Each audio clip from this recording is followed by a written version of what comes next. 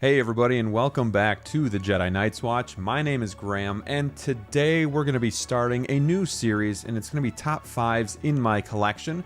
We're going to go through Star Wars top 5 figures. We're going to go through DC, Marvel, and my miscellaneous. So we're going to do a whole series about these top 5s in my collection, and then once we have all of the top 5s kind of mapped out, we're going to pin all of the 5s against each other and pick my favorite, all the 4s, all the 3s, and then we're going to see what the actual top 5 figures of my collection are. Before we get going, I want to invite you to like this video. It helps the channel out a lot. Subscribe to the channel if you haven't already.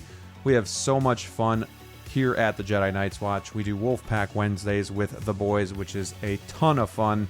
And we just do a lot of informative and entertaining content outside of that. So we talk figures and we have a really, really good time. So consider subscribing and ring that bell so you don't miss any new content coming your way. Now, a quick disclaimer about the video. Obviously, I'm looking at these top 5s and I'm like, well, I'd sell this one before this one, but I have it ranked higher than that one. So, like, is it really, like, these aren't necessarily, I guess, my favorites, but they are a top 5. But, like, I think I'm going more towards, like, a blend of everything. Like, there's going to be, like, unofficial points for, just the sentimental value, how well the character was done or the figure was done, what accessories come with it. All that stuff kind of goes in, and I kind of just go with the heart and pick which one I think goes in my top 5. So without further ado, let's get going, and we're going to start with a quick honorable mention, and it's going to be Cad Bane. This is a great figure, one of the best ones that came out last year. I think they nailed the head sculpt. The tailoring looks great. It's like this Western style outfit. I'm all for it. I love it. Comes with a lot of stuff too. So I think the figure is really done amazingly well.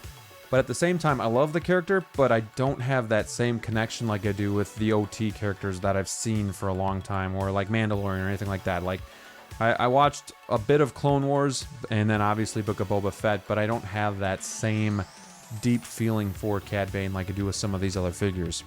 Alright, number 5 was tough for me because there's so many figures that I could pick here, and I just kind of went with my gut, and almost like the character nostalgia kind of won out for this one. And it's going to be Bespin Luke here at number 5.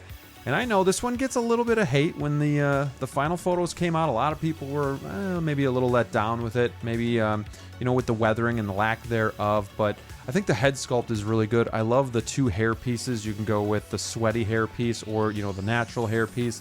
I really love that. I think the head sculpt is great. I've had a bunch of Luke Skywalkers in the past, and I think this is the best head sculpt we've gotten to date.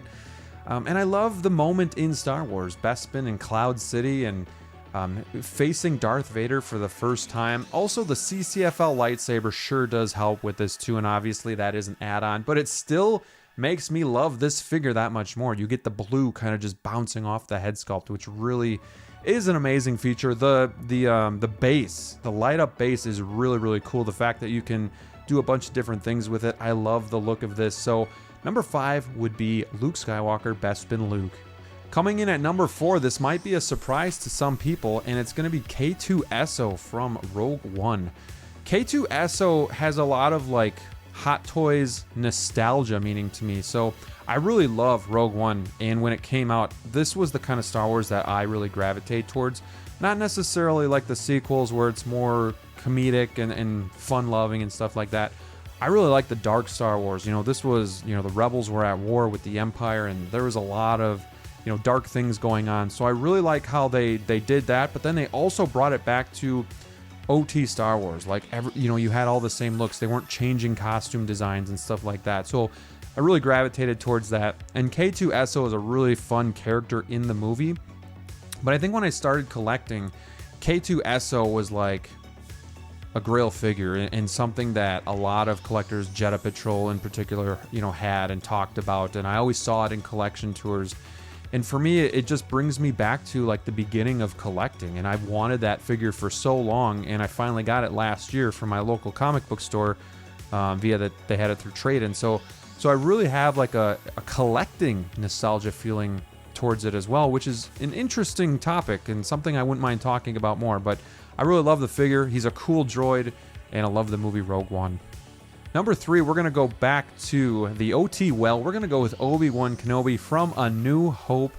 This figure is amazing. The head sculpt is awesome.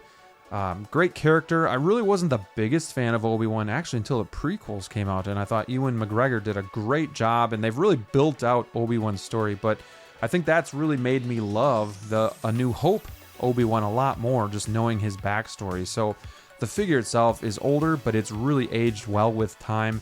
It looks great. I love the cloak. I just love how they've gotten the likeness down here.